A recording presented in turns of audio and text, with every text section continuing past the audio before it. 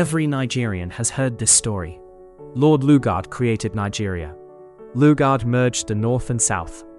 Nigeria exists because of one man. But what if I told you, Lugard wasn't even the man who came up with the idea? The truth is far more interesting. The 1914 amalgamation wasn't the vision of a single governor. It was the result of years of planning inside the British government, long before Lugard became involved. Today, we're uncovering one of the biggest misconceptions in Nigerian history. At the end of the 19th century, Britain did not govern Nigeria as one country. Instead, it controlled several separate territories. Lagos Colony, Protectorate of Southern Nigeria, Protectorate of Northern Nigeria. Each had its own administration. Each had its own budget. Each operated almost like a separate colony. But there was one enormous problem. Northern Nigeria was expensive. The British spent huge amounts of money administering the north. Yet the region generated very little revenue. Meanwhile, southern Nigeria was booming. The ports of Lagos and Calabar collected customs duties from international trade.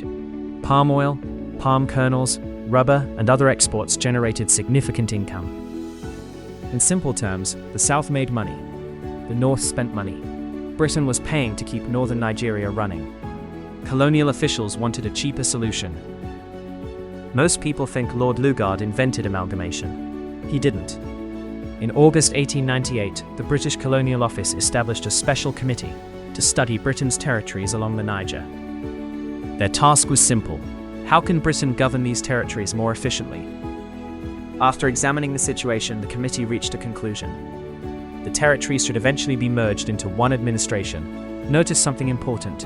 This recommendation came 16 years before the official amalgamation, and several years before Lugard carried it out. The committee wasn't thinking about Nigerian unity. It wasn't trying to build a nation. Its concern was much more practical. One government would cost less. One governor would simplify administration. One treasury would improve financial management. One railway system would be easier to control. One customs service would increase efficiency.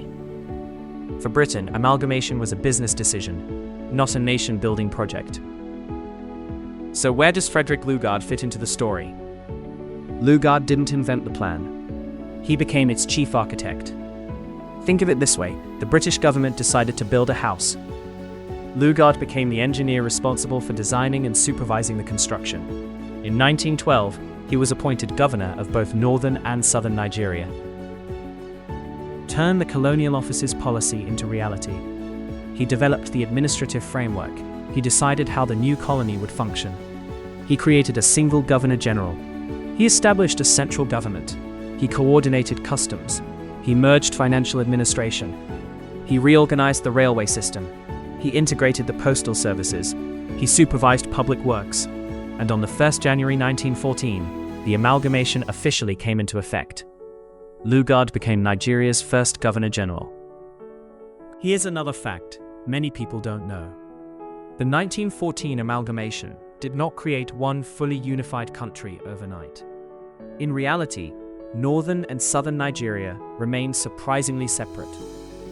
They continued to have different administrative traditions, different legal systems, different native authorities, different educational structures, different methods of governance.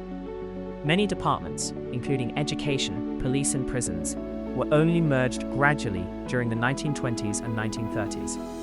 In fact, historians often argue that Nigeria after 1914 looked less like one centralized country and more like two governments sharing one governor. The political union existed on paper. Administrative integration took decades. So, did Lugard create Nigeria? Yes and no. He did not originate the idea. That came from British policymakers years earlier. But without Lugard, the policy might never have been implemented in the way it was. He was the planner, the organizer, the administrator, the man who transformed a British policy into a functioning colonial state. The irony is striking. Britain never asked whether amalgamation was good or bad for the peoples of the region. The discussion was never about Nigerians. It was about making colonial rule cheaper, stronger, and easier to manage. More than a century later, Nigeria is still living with the political framework created for colonial convenience rather than national consensus. Perhaps the real question isn't whether Lugard created Nigeria, It's whether the Nigeria he helped build was ever designed for Nigerians in the first place. If this video changed how you think about Nigerian history, then history has done its job. Subscribe for more evidence-based stories that challenge popular myths and uncover the deeper forces that shaped Africa. Because history isn't just about what happened, it's about understanding why it happened and who really made the decisions.